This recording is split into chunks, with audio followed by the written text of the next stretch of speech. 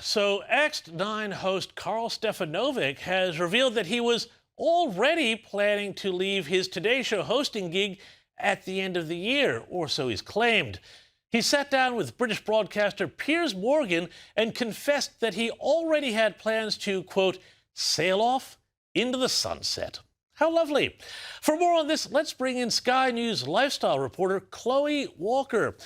Chloe, Karl Stefanovic is all anybody's talking about in Australian media right now.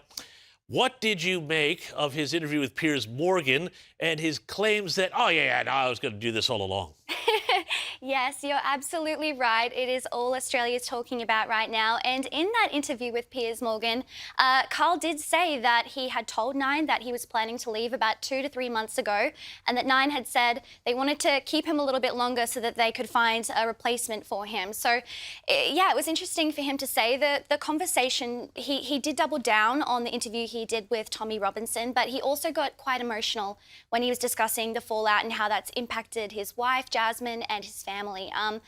Yeah, a really interesting interview. So, the interesting thing about saying that this was in the works and that they had wanted him to stay on longer, to me, this lends a little bit of credence to the theory that some cynics, such as possibly myself, had that the Tommy Robinson interview was engineered a bit to create a controversy to get him out of his contract. Yes, I mean, you can argue that. I don't know. I don't think so. He did say that, this was in the works, and he did have planned leave to go in the UK. So I'm not too sure about that one.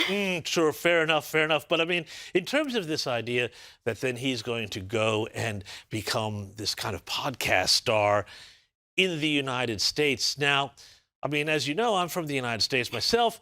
Karl Stefanovic, nobody knows who he is over there. Do you think that this is a realistic idea that he can kind of out of nowhere come out somewhere and turn into this kind of right-wing podcast bro with a big kind of Joe Rogan-style audience in the U.S.?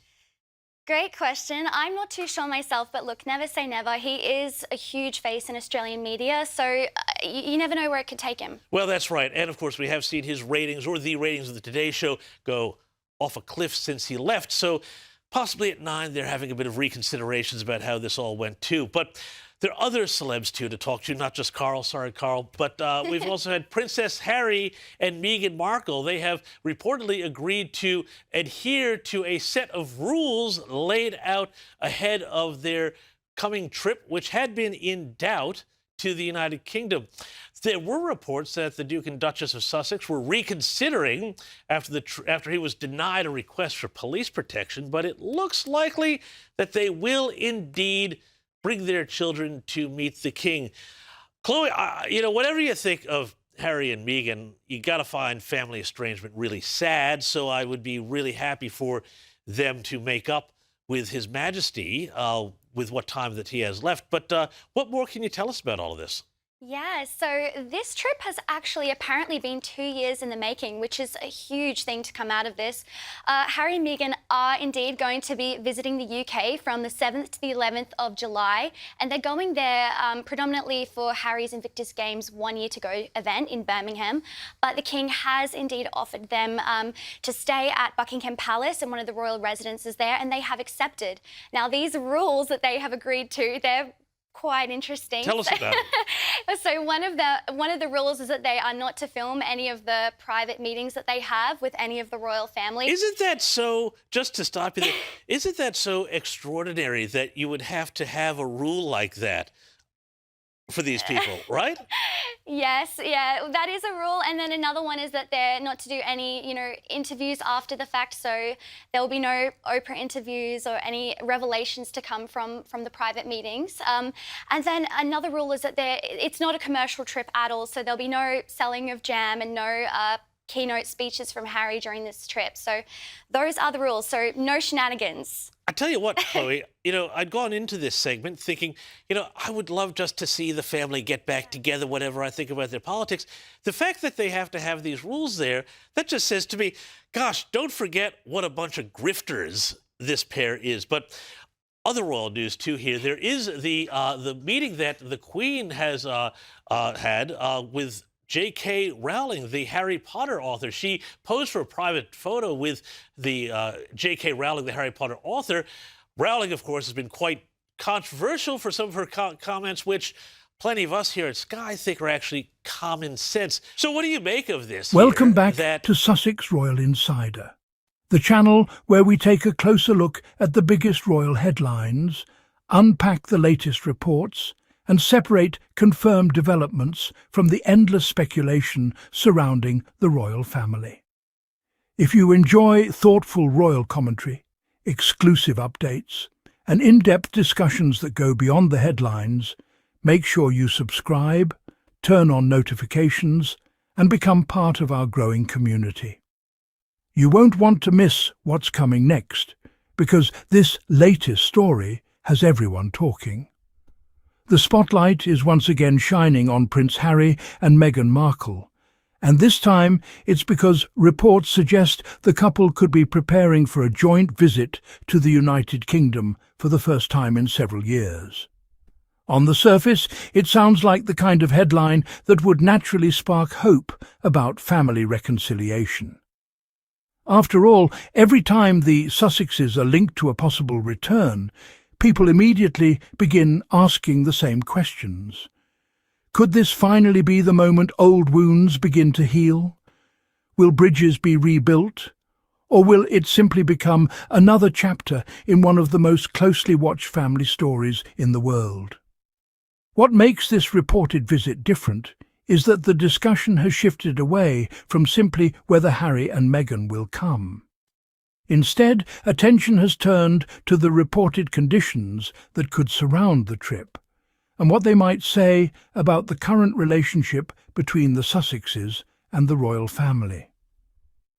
According to commentary discussed on Sky News, the visit is expected to follow a number of clear boundaries intended to keep the focus on family matters and avoid distractions that have surrounded previous royal headlines.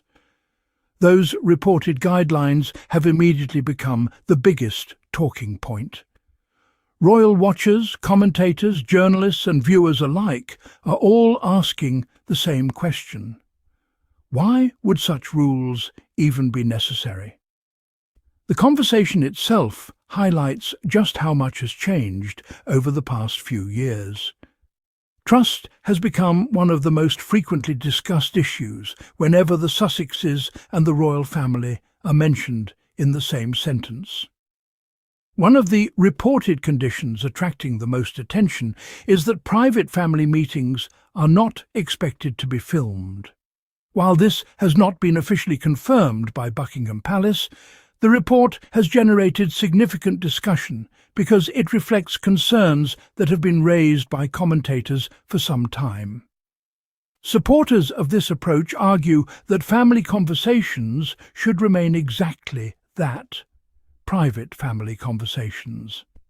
They believe that sensitive discussions are more likely to be open and productive when everyone involved knows they are taking place away from cameras and public scrutiny. Others point out that this reflects the broader challenge facing any effort to rebuild relationships. Reconciliation is difficult under ordinary circumstances. When every meeting has the potential to become front-page news around the world, that challenge becomes even greater. For many observers, protecting private conversations would simply be a practical step toward rebuilding confidence between family members. Another reported guideline that has generated widespread attention is that the visit is expected to remain entirely non-commercial. Commentators have suggested that the focus would stay on family rather than business activities. Again, these discussions come from media reporting rather than official palace announcements, but they have nevertheless sparked lively debate. Ever since Harry and Meghan stepped back as senior working royals, nearly everything they do has been examined through two different lenses. One group believes the couple have every right to pursue independent careers and commercial opportunities after leaving royal duties. Another argues that maintaining a clear distinction between private family events and commercial activities is important for preserving the integrity of the monarchy. That disagreement has fueled countless debates over the last several years, and this reported visit appears to have reopened those discussions once again.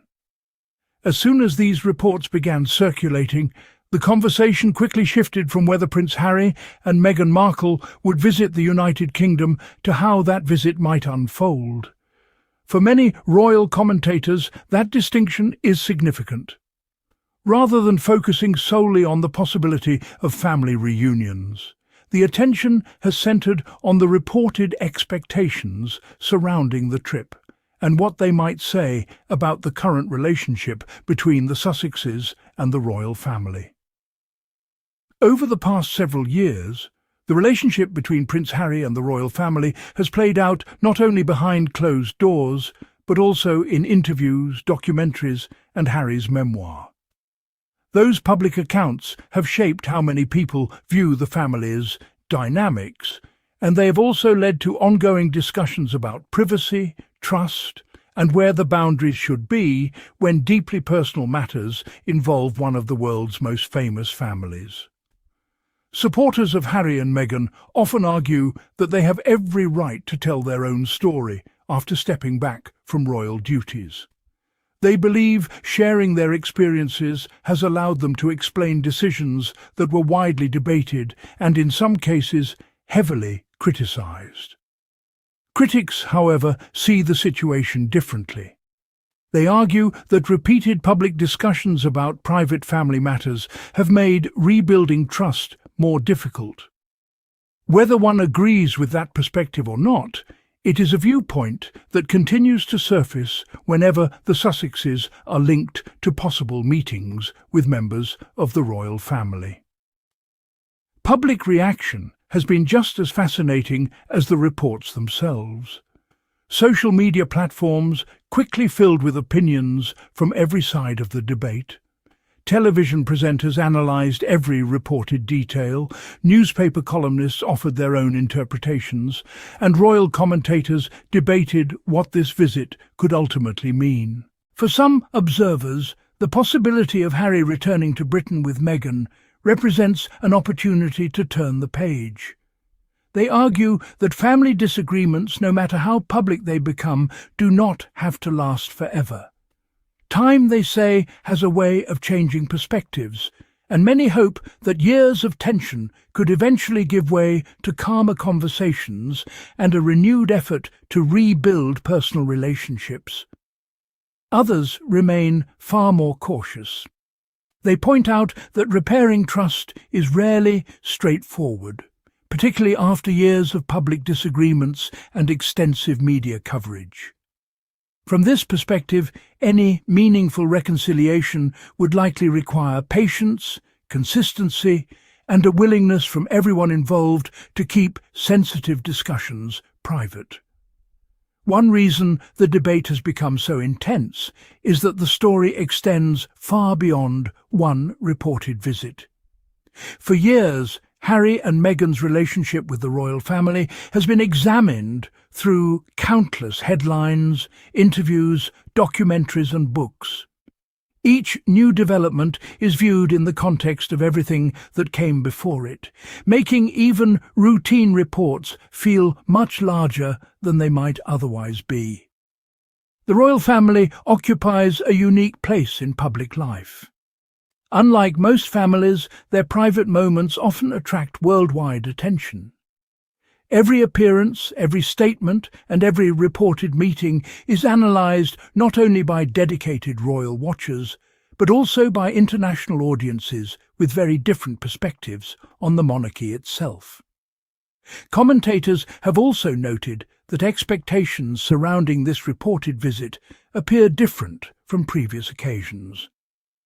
Rather than focusing on grand public events or ceremonial appearances, much of the discussion centres on the possibility of quiet family interactions. If that proves to be the case, some believe it could represent an effort to prioritise personal relationships over public spectacle. As the reported plans continue to dominate headlines, one question rises above all the others. What happens after the visit? In many ways, that may prove to be the most important part of the story. Some royal commentators believe that even a private meeting, if it were to happen, could represent a meaningful step toward improving communication. They argue that rebuilding any relationship, especially one that has faced years of public scrutiny, rarely happens overnight. Instead, it often begins with smaller conversations, mutual respect, and a willingness to move forward one step at a time. Others remain much more cautious. They suggest that repairing trust after years of disagreements is a gradual process that cannot be judged from a single visit. From their perspective, any long-term improvement would likely depend on what happens after the headlines fade rather than on the visit itself. That difference in opinion reflects just how closely every development involving the Sussexes is examined. It is not simply about one trip. For many observers, it is about whether this could mark the beginning of a new chapter or simply become another moment in a story that has already stretched across several years. Media coverage will undoubtedly continue to play a major role. Every official statement, every confirmed detail, and every public appearance will likely be examined from multiple angles. Some outlets may interpret developments as signs of progress, while others may remain skeptical. As always, it is worth distinguishing between confirmed information and commentary. As we bring today's discussion to a close, it is worth stepping back and looking at the bigger picture. While reports surrounding Prince Harry and Meghan Markle's possible return to the United Kingdom have generated significant attention, many of the finer details remain unconfirmed. That is why it is important to distinguish between official announcements, media reporting, and the opinions offered by royal commentators. Even so, whatever happens next, this reported visit has already reignited a global conversation about the future of one of the world's most closely watched families. Now, we'd love to hear from you. Do you think this reported visit could represent a fresh opportunity for better communication within the royal family? Or do you believe the challenges highlighted over the past several years will continue to shape those relationships going forward? Share your respectful thoughts in the comments below. We enjoy reading your perspectives and hearing the different viewpoints from our community. If you enjoyed today's in-depth royal analysis, please give this video a thumbs up, subscribe to Sussex Royal Insider, and turn on the notification bell so you never miss another update. Every like, comment and subscription helps the channel grow and allows us to continue bringing you thoughtful coverage of the biggest royal stories making headlines around the world. Thank you so much for watching. Stay informed, stay curious, and we'll be back very soon with more royal news, analysis and updates. Until next time, take care, and we'll see you in the next video.